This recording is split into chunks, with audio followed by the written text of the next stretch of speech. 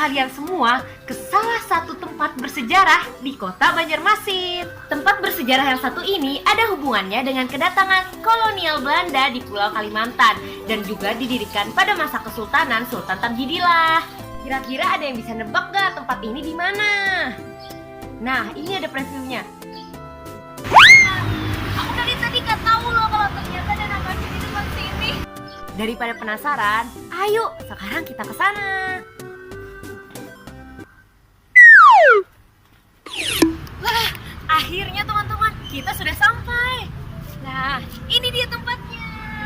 Jadi teman-teman, masjid ini namanya adalah Masjid Jami. Masjid ini merupakan salah satu tempat bersejarah yang ada di kota Banjarmasin.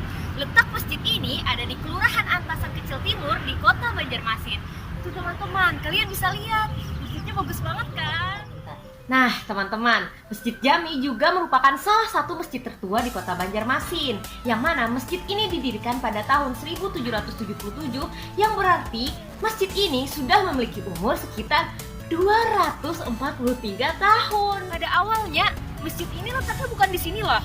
Awalnya itu masjidnya berada di tepian Sungai Martapura. Tetapi karena waktu itu masjid ini terkena longsor, jadi dibuatlah Masjid Jami ini di tempat yang berbeda, yaitu seperti sekarang ini, tapi tanpa menghilangkan ciri khas aslinya. Nah, beduknya ini didatangkan langsung dari yang ada di Sungai Martapura. Kan seperti yang kita tahu dulu Masjid Jami letaknya bukan di sini. Nah, kegunaan beduk sendiri adalah untuk memanggil jemaah dan juga bisa untuk pertanda bahaya.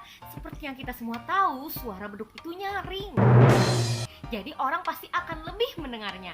Masuk ke dalam masjidnya dong. Jangan lupa ya, kalau masuk masjid itu duluan kaki kanan. Terus baca deh doa masuk masjid. Nah teman-teman, ini dia dalam Masjid Jami. Masjid Jami ini masjidnya besar dan bisa menampung sampai dengan 3.000 orang. Iya Mi, katanya Masjid Jami itu kerangkanya dari kayu ulin, bukan dari semen atau beton. Kayu ulin itu kayak gimana sih? Masa iya kerangka bisa dari kayu? Jangan salah, kayu ulin itu sama dengan kayu besi, yang kuatnya sama dengan kayu jati di Jawa. Buat kalian yang masih nggak percaya atau nggak tahu gimana sih kayu ulin itu, kok masjidnya bukan dari beton, bukan dari semen, tapi dari kayu ulin nih, kayunya keren banget guys. Ukiran-ukirannya ini pure kayu semua guys. Ini kayu ulin namanya. Tuh, wow. Nih jamnya aja kayu ulin. Dan ini mimbarnya sumpah keren banget, masya Allah gitu. Ayo. Nah ini mimbarnya ya.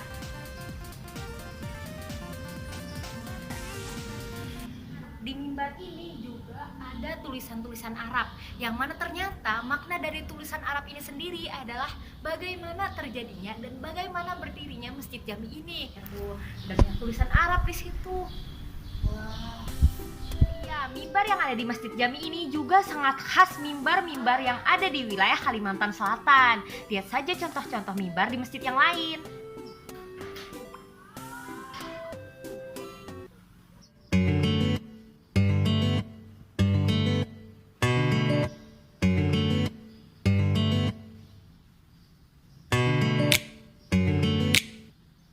Jadi teman-teman, di balik masjid yang super duper indah dan juga arsitekturnya yang menawan banget ini, tentu saja di dalamnya ada cerita sejarahnya.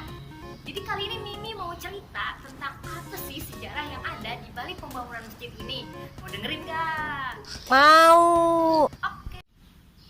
Dari namanya saja, Masjid Jami, kita pasti tahu bahwa ada cerita sejarah yang berada di dalamnya. Jami sendiri dalam bahasa Arab artinya adalah mengumpulkan. Jadi masjid ini dulunya adalah masjid-masjid kecil yang ada di sekitaran Banjarmasin yang kemudian dibuat menjadi satu masjid besar. Atau bisa juga seperti yang Mimi baca di internet dan dari sumber-sumber lain, bahwasanya Jami atau mengumpulkan ini berasal dari masyarakat-masyarakatnya, yang mana pada saat itu untuk membangun Masjid Jami ini, semua masyarakat Banjarmasin, masyarakat Banjar itu mengumpulkan harta mereka. Ada yang mengumpulkan emas, uang, dan juga ada yang mengumpulkan hasil pertanian mereka. Selain itu, Mimi juga ada bertanya tentang pengertian Masjid Jami kepada sumber yang lebih terpercaya, yaitu guru agama Mimi. Nih, ada cetannya. Bisa dilihat dengan jelas bahwasanya masjid juga menurut masyarakat Banjar artinya juga adalah musola yang kita tahu bahwa kapasitasnya tidak bisa memuat orang banyak. Yang mana memang Masjid Jami ini adalah masjid khusus Jumatan, yang berarti lebih besar. Gimana sih, Mi, ceritanya kenapa Masjid Jami ini bisa dibangun? Pada zaman dahulu kala,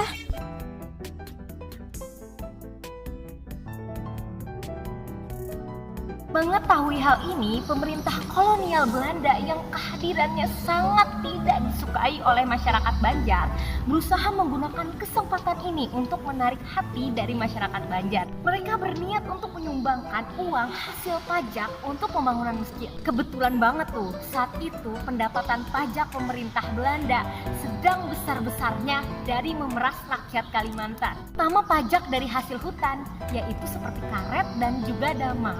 Bagi orang Banjar yang beragama Islam terutama, haram hukumnya menerima uang pemberian Belanda untuk membuat masjid.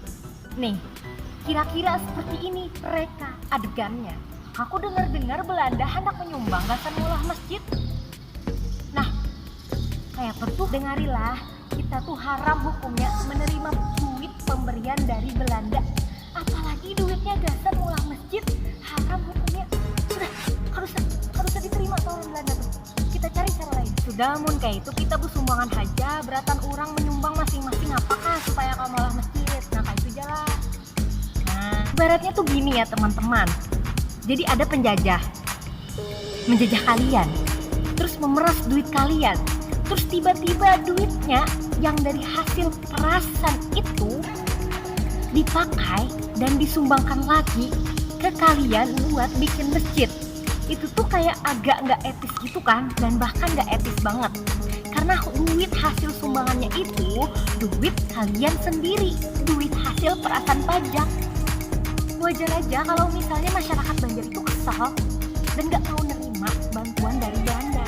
Tahu nggak? Bahkan dalam pembangunan masjidnya, masyarakat Banjar juga melakukannya secara bergotong royong. Tenaga masyarakatnya berkontribusi luar biasa untuk pembangunan masjid. Bahkan ada masyarakat yang mengambil pasir dari Pulau Kembang ke wilayah pembangunan masjid. Pulau Kembang dan ke masjid itu jauh banget loh, beneran jauh. Memang benar ya, solidaritas dan persatuan masyarakat pada saat itu sangat jempol. Kita juga bisa tetap kayak gitu kok sekarang. Tetap bergotong royong, tetap menjaga persatuan dan kesatuan. Tapi ada satu syarat yang harus dipenuhi oleh kita semua. Apalagi kalau bukan toleransi. Sikap toleransi dan saling menghargai satu sama lain sangat diperlukan di negara kita Indonesia ini. Seperti yang kita tahu, orang Indonesia ini sangat beragam, sukunya juga beragam dan pulaunya juga ada banyak. Jadi kita tidak bisa memaksakan kehendak kita sendiri. Bila semua masyarakat Indonesia sudah bisa saling menghargai satu sama lain dan menerapkan toleransi, aku yakin apa? Aku yakin kalau Indonesia bisa selalu baik-baik saja. Karena tekad yang kuat dan juga rasa kebersamaan dan solidaritas dari masyarakat Banjar, Masjid Jami yang megah pun bisa terbangun. Kita melakukannya secara bersama-sama, saling bantu-membantu satu sama lain. Itu pula dengan Indonesia.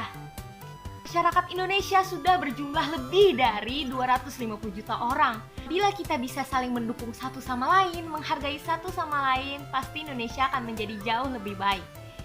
Dan Indonesia, masa depan Indonesia itu ada di tangan kita semua. Jangan sampai ada perpecahan yang terjadi di Indonesia. Indonesia harus selalu baik-baik saja. Ayo kita bangun Indonesia bersama-sama.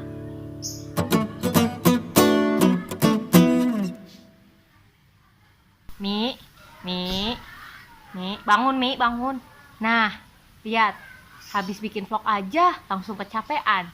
Coba bayangin betapa capeknya masyarakat Banjar membangun Masjid Jami kalau mereka melakukannya nggak bersama-sama. Tapi kan kalau bersama-sama, kalau semuanya loyo juga nggak bakal jadi masjidnya. Berarti yang diperlukan juga semangat yang kuat di dalam diri. Bangun, kamu belum ngedit videonya, bangun. ya ini udah bangun. Oke, sekian teman-teman. Kalau ada salah kata, dah semuanya. Salam cinta Indonesia.